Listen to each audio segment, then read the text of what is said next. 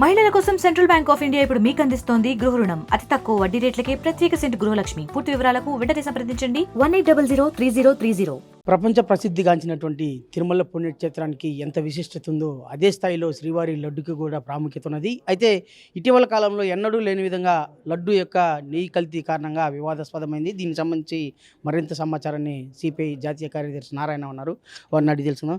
Sir, ఇవాళ లడ్డు వివాదం జాతీయ స్థాయిలో ఈ వివాదం జరుగుతోంది. ఈ నేపథ్యంలోనే నెయ్యి కల్తీ జరిగింది, దీన్ని ఎలా భావించాలి? నిజంగా కల్తీ జరిగిందా? ఎట్లా సార్? అంతా కల్తీలే ఉన్నాయి, రాజకీయ కల్తీలు వచ్చేసినాయి.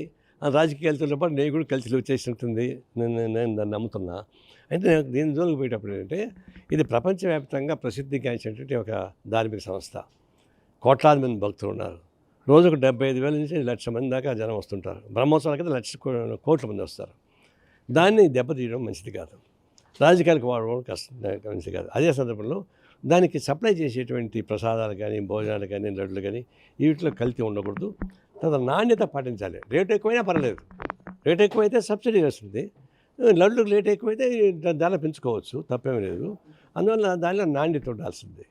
ఇప్పుడు ఏమైందంటే రివర్స్ టెండర్స్ అనేది ఒక కొత్త పాలసీ ఒకటి జగన్మోహన్ రెడ్డి దాకా వచ్చింది. పోలవరం మొదలుకొని నెయ్యి దాకా వచ్చింది. నేను నెయ్యి దాకా వస్తుంది అనుకోలే, నెయ్యి కూడా వచ్చేసింది.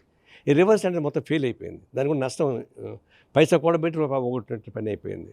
ఇప్పుడు ఈ నెయ్యిని కూడా 350 రూపాయలకు రేట్ అంటే ఎవరికైనా డౌట్ వస్తుంది. ఎట్లా దొరుకుతుంది? బయట మార్కెట్ ఎక్కడ దొరకదు కదా, బజార్లు అమ్ముకునేవాళ్ళు అంత తీయరు కదా అని చెప్పేసి దాని మీద నన్ను వచ్చిన మాట వాస్తవం. సరే, ల్యాబొరేటరీకి పోయింది. ఒక ల్యాబ్ ఓపెన్ కానీ ఇది స్వచ్ఛమైన ఆవు నెయ్యి కాదని వచ్చింది. ఇక దాని నుంచి అనేక రకాల ఇంటర్ప్రిటేషన్. ఇప్పుడు ఆల్ఫా కంపెనీ లాంటిది వచ్చినప్పుడు వాళ్ళకి ఇంటర్నేషనల్ కాంట్రాక్ట్స్ ఉంటాయి కాబట్టి వాళ్ళు అన్నీ చేయగలరు. ఇవన్నీ జరిగిందా లేదంటే ఒకసారి ఒక డౌట్ వచ్చిన తర్వాత అన్నీ కల్పించుకుంటారు. అందుకని నేను సిపిఐకి మేమేం చెప్పామంటే, ఇది ఇంటర్నేషనల్ నేషనల్ ఇష్యూ ప్రాముఖ్యత కాబట్టి రాజకీయాలు పడి దీన్ని ఎవరి కాళ్ళు వాడుకుంటారు, పొలిటిలైజ్ చేసేస్తారు దీన్ని. దేవుడిని రాజకీయాలకి అమలు పోవడం మంచిది కాదు. సుప్రీంకోర్టు సుమోటోగా ఇన్వాల్వ్ అయ్యి ఒక ఎక్స్పర్ట్ కమిటీని పెట్టి దాన్ని విత్ ఇన్ నో టైం దాన్ని పరిష్కారం చెప్పని కోరుతాం. అదే మాట పైన మేము ఉన్నాం. ఇప్పుడేమవుతుందంటే ఆ లడ్డు చేత పట్టుకొని రాజకీయ నాయకులు ఎవరు ఉపమానాలు కల్పించుకోవడానికి చివరికి పౌరోహితులు మొదలుకొని అందరూ కూడా దీన్ని ఈ లడ్డుని ఉపయోగించి ఎవరి వారి స్వార్థ రాజకీయాలను ఉపయోగించడానికి ప్రయత్నం చేస్తారు. ఈ విధంగా చేయడం కరెక్ట్ కాదు. అంటే గత ప్రభుత్వం లడ్డు యొక్క దానికి అయ్యే ఖర్చు తగ్గించాలనే ఉద్దేశంతోనే దీన్ని ఈ విధంగా నెయ్యి పాలు ఇవన్నీ తగ్గించారని చెప్పి భావన వస్తుంది. ఎంతవరకు నిజం? అవునండి, ఖర్చు తగ్గాలనే ఉద్దేశంతో చెడు పదాలు కలుపుతారండి. ఇది చీప్గా వచ్చాయని చెప్పేది. అందులో ఇదేంటి, ఇది చాలా హైజీనిక్ ఇష్యూ ఇది. అందువల్ల దాన్ని మెయింటైన్ చేయాలి. డబ్బులు ఎక్కువైతే అవుతాయి, అయితే భక్తులు కొనుక్కుంటారు, దేవస్థానం డబ్బులు వస్తున్నాయి బాగానే, సబ్సిడీ వేయండి. అంతేగాని మీరు క్వాలిటీ మెయింటైన్ చేయాలనేటువంటి ఉద్దేశంతో డబ్బులు ఖర్చు పెట్టాలి, కానీ రేట్లు తగ్గించాలనే ఉద్దేశంతో నాశనం కలిపితే ఇట్లా ఉంటుంది. అందువల్ల నాణ్యతతో రాజీ పడబాకండి. అది కానీ దేవస్థానం భరించాల్సి వస్తుంది, సబ్సిడీ భరించాల్సి వస్తుంది. లేకుంటే ధరలు పెంచండి, లడ్డు ధర 50 రూపాయలు పెంచండి. ఆ లడ్డు మార్కెట్కి పోండి, స్వీట్ షాపులో ఇది దానికి 10 రెట్లు ఎక్కువ అమ్ముతున్నారు. ఆ విధంగా చేసుకోవాలి తప్ప ఇది కక్కుర్తిపడి రివర్స్ టెండర్స్ అంటే అంటే అర్థం ఏంటి? అందులో ధర్మారెడ్డి లాంటి వాడికి ఆయనకి అంత ఇసుక మాపేవాళ్ళను శాండ్ మాపేవాళ్ళు ఆయన ఫ్రెండ్స్. ఇంకా అటువంటి వాడు ఏం చేసినా కూడా తప్పు వస్తుంది. అందువల్ల మీరు పెట్టిన వాళ్ళు మంచి వాళ్ళు పెట్టుకోండి, ధార్మిక వ్యవస్థ ఉండేవాళ్ళని పెట్టుకోండి. రాజకీయ నిరుద్యోగుల్ని, కార్పొరేట్ వాళ్ళని, ఇసుక మాఫియా వాళ్ళని వాళ్ళందరినీ ట్రస్ట్ బోర్డులో పెడితే ఇట్లా ఉంటుంది బతుకంతా. మళ్ళీ ఐఏఎస్ఆర్ దానికి అనుకూలంగా ఉన్న వాళ్ళని పెట్టి ఇది చేస్తే ఇవన్నీ కూడా ఒక ఛాన్స్ వచ్చినప్పుడు అన్ని రకాలు ఉపయోగించుకుంటారు.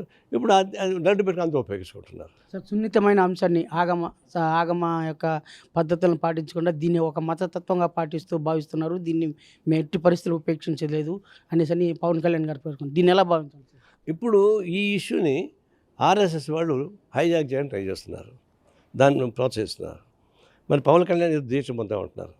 ఇప్పుడు రాజకీయ నాయకుడు ఆయన ఈ అట్టాక్ దీక్షలు వాళ్ళని రెచ్చగొట్టే బదులు పొలిటికల్గా ఒక డిసిషన్ తీసుకున్నారు, దానికి చేయమని చెప్పండి, దానిపై చర్య తీసుకోవడం మంచిది తప్ప ఇలాంటి సెంటిమెంట్స్ని అడ్డం పెట్టుకొని రకరకాల పద్ధతులు చేయడం కరెక్ట్ కాదు నా ఉద్దేశం.